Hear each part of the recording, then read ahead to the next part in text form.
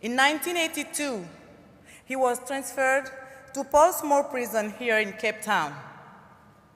Following his release, he was elected to serve as a member of parliament representing the ANC. Today, at the age of 85 years, he sees fight for a free and fair society. He is one of the very few who deserve the title of living legend. Ladies and gentlemen, brothers and sisters, please be upstanding and offer your special thanks to Ahmed Kathrada, also known as Kathy. Thank you.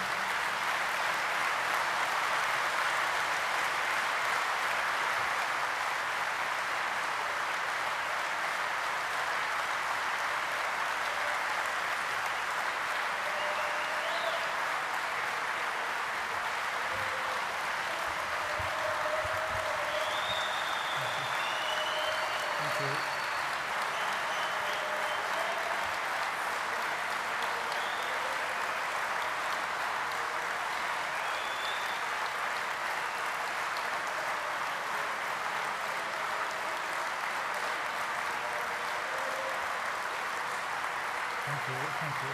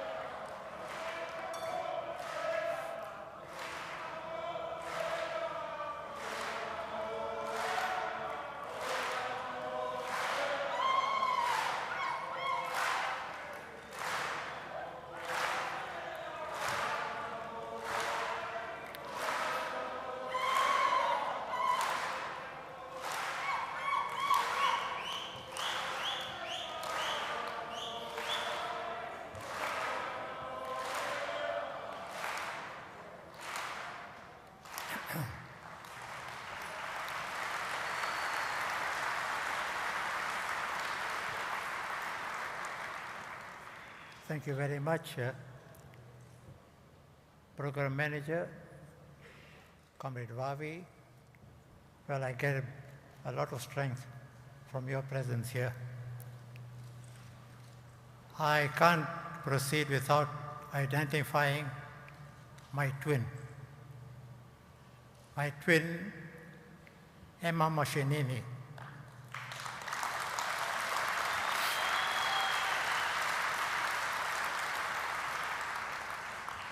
I say she is my twin because we are born on the same day, the same month, and the same year.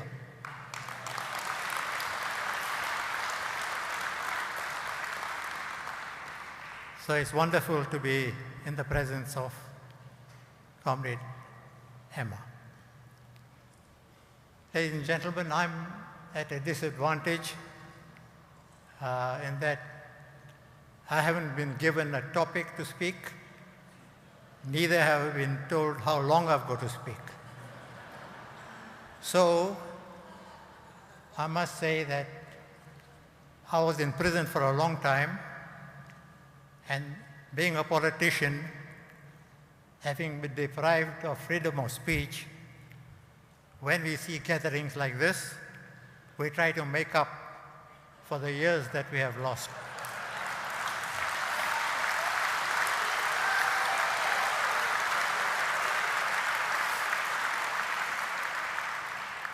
So don't blame me, blame the organizers for inviting me to speak. It's the first time in my life that I've been asked to speak at such an august gathering. I must thank the organizers very much for giving us the opportunity to speak to you. As I said, I was not given a topic. So what I'll do is I'll start off by speaking about Madiba. I met him for the first time in 1946 when I was at school and he was at university.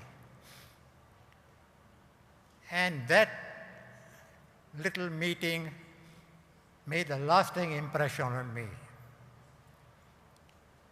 He was able to relate to me, a youngster at school and he at university.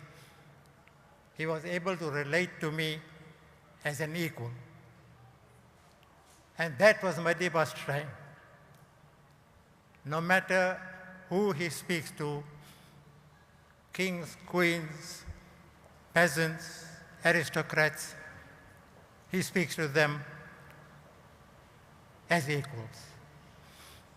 I can always recall a morning when he had invited to breakfast, and he was on the phone. And he ended the phone conversation by saying, "Thank you very much, Elizabeth. Goodbye, Elizabeth." So when he ended, I said, "Now, who's Elizabeth that you're speaking to?" He said, "The Queen." So I said, "But how can you speak to the Queen and call her Elizabeth?" He says, "Well, she called me Nelson, so I call her Elizabeth."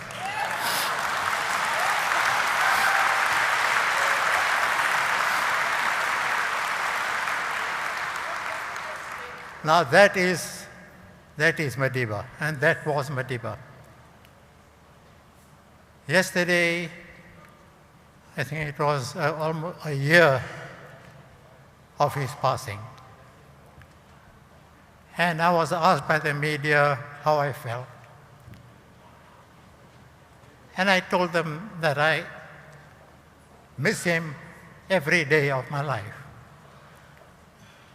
I literally grew up under him. We were in 3 court cases together, major court cases. The Defiance Campaign case of 1952, in which 20 of us were found guilty and sentenced to imprisonment, but the whole imprisonment was suspended. We were together in the treason trial, the Marathon treason trial, which lasted for 4.5 years. Started off with 156 accused, but ended with only 30 of us. And at the end of 4.5 years, we were all found not guilty and acquitted. Finally, we were in the case that sent us to jail. That was the so-called Rivonia trial, in which there were 8 of us who were accused. And the 8th colleague was Dennis Goldberg. And being white, he was not with us on Robben Island, because under apartheid, whites and blacks, from birth to death, in prison and out of prison, separate cemeteries, born separately, grow up separately, go to school separately, die and be buried separately. So Dennis was not with us on Robben Island. Having not been given any topic, I'm going to speak briefly about our experiences on Robben Island. 7 of us, led by Madiba, were suddenly woken up in the middle of the night, handcuffed, leg irons, driven to the airport, the military airport near Pretoria. And there, when we approached the plane, they took off our shackles, put us on the plane, and the next morning, we landed on Robben Island.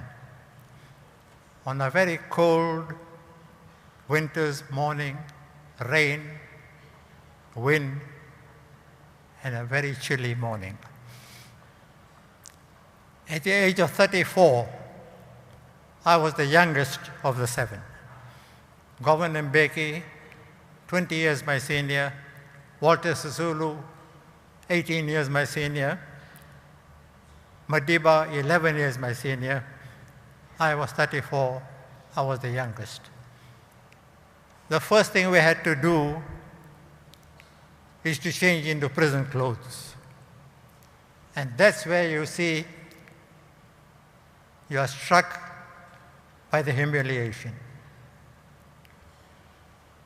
As I said, all my fellow accused or prisoners were older than I am. Changing clothes, because I was an Indian, I was given long trousers. My colleagues, because they were Africans, they were given short trousers throughout the winter. Governor Mbeki, 20 years my senior, Walter Sisulu, who in fact was my father, short trousers. The rationale behind short trousers in apartheid South Africa was that all Africans, regardless of age, regardless of sex, were boys or girls. You had little children talking of my garden boy, my kitchen girl. That was apartheid South Africa, and boys wear short trousers. Instinctively, we wanted to reject this different treatment. And Madiba said, you would be wrong to give up what you've already got. We must struggle for equality at a higher level, but not give up what you've got. It was very difficult because we, colors and Indians, were given a quarter loaf of bread every day. Madiba was given bread for the first time after 10 years because he was an African. Fortunately, in the section of Robben Island where we stayed, on the average of 25 of us, about a dozen or more of us were either Indian or colored, so that when there was a bit of relaxation, we were able to pool all our food together so that we had the same food while we were together. Until after 10 years, the food was equalized. The short trousers that Madiba was wearing was for 3 years, and then that was also equalized.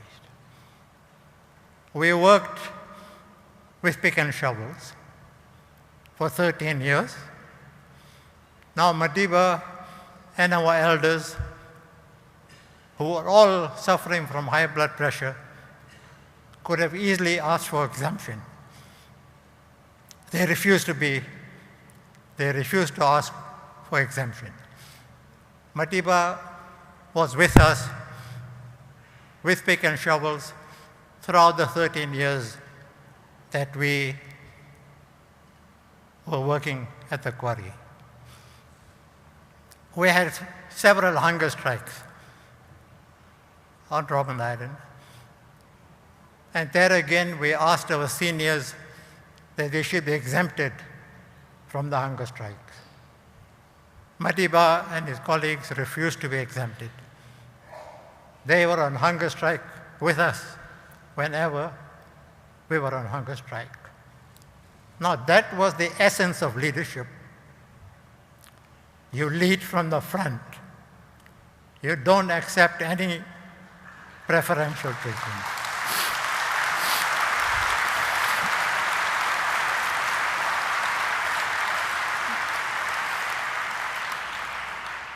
"13 years after we were on Robben Island, Madiba was called aside and offered release, provided he goes and stays in the Transkei. His response was, the whole of South Africa belongs to me. I am not prepared to be sent to the Transkei. He refused to be released. In 1985, all of us were offered release. At that time, after 18 years with Madiba, 5 of us had been transferred to Portsmouth prison. All of us were offered release on condition. Madiba was called to the office in the morning, and he came back. He was a very cool person. Came back, hello chaps, got to his newspaper, and he says, by the way, I was called to be told that President Botha has offered to release us. So he was so cool that this was just by the way. He tells us that after so many years we've been offered to release. Of course, we didn't have to debate that because we were being released on condition. And we were refused to be released on conditions. Our demand was for full, unconditional release. And that happened when Madiba was separated from us at Portsmouth prison. He started talking to the other side, to the government.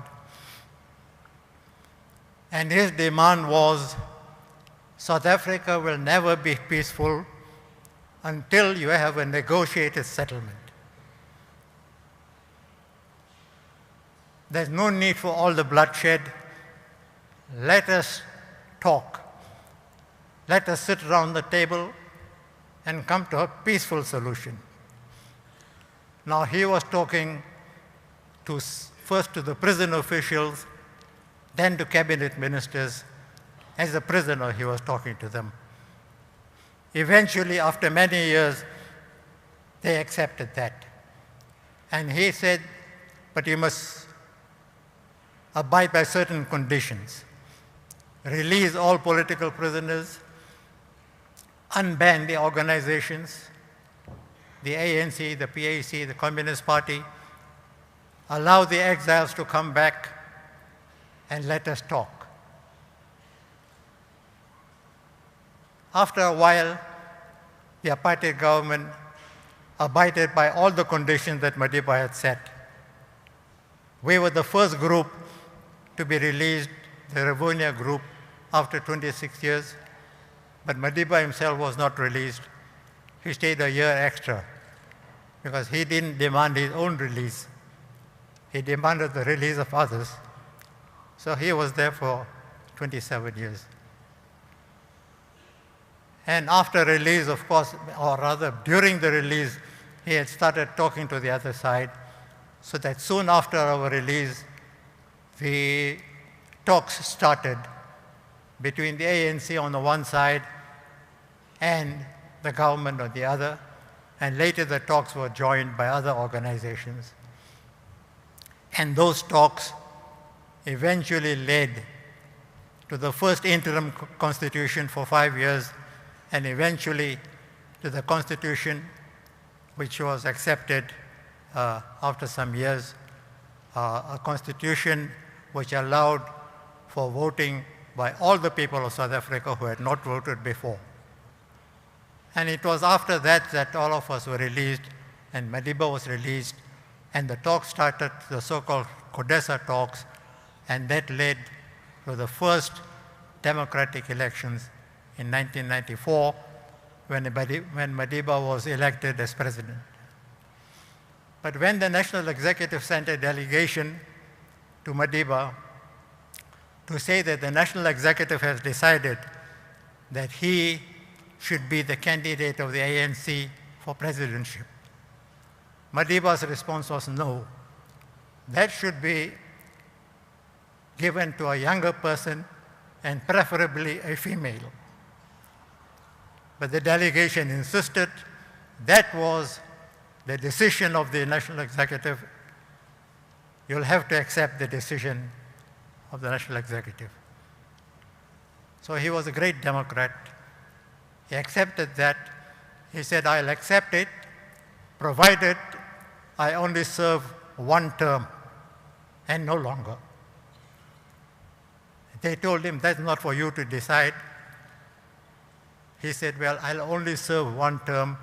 And immediately after that, he went to the media and he told them, I'm only prepared to serve one term. And that is what he served. After one term, he stood down and made place for President Thabo Mbeki. That was Madiba. Now one can go on and on speaking about him, but I want to just say we miss him for his humanity, for his companionship, for a person who regarded all of us as equals. Regardless of color, regardless of age, we were all his equals. He treated us all as equals. In his presence, we all felt comfortable. He made us feel comfortable. And for many, many things, we miss him. Although he had retired from politics, we still, some of us went to him, turned to him for, I personally had to turn to him not only for political advice, but for very personal, private things. I could turn to him, as I could turn to Walter Sisulu before him. But Walter Sisulu died, I could turn to Madiba.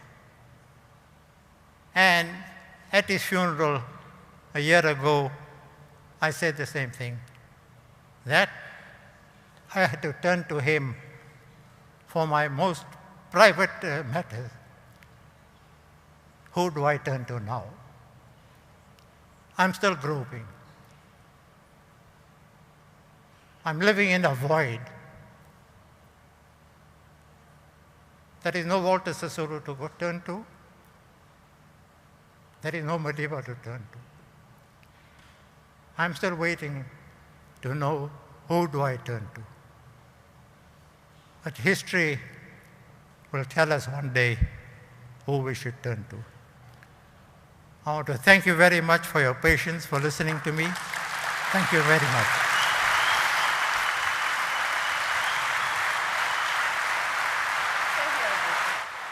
Thank you, comrade. Can I please ask you to stay a bit as I ask Philip Jennings and the President to present you with the UNI Global Union Freedom from Fear Award.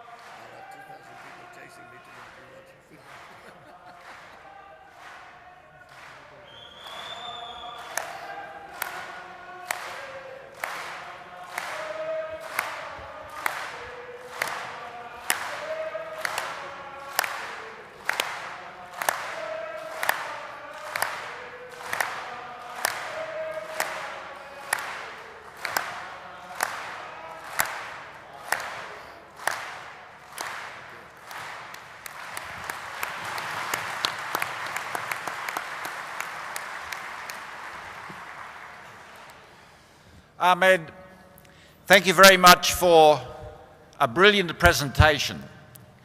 You are a legend in this country of South Africa. You have made an enormous contribution to the fight for freedom for the people of South Africa. And for a man who was invited to speak but not given a topic to speak on, I think you have done a brilliant job today.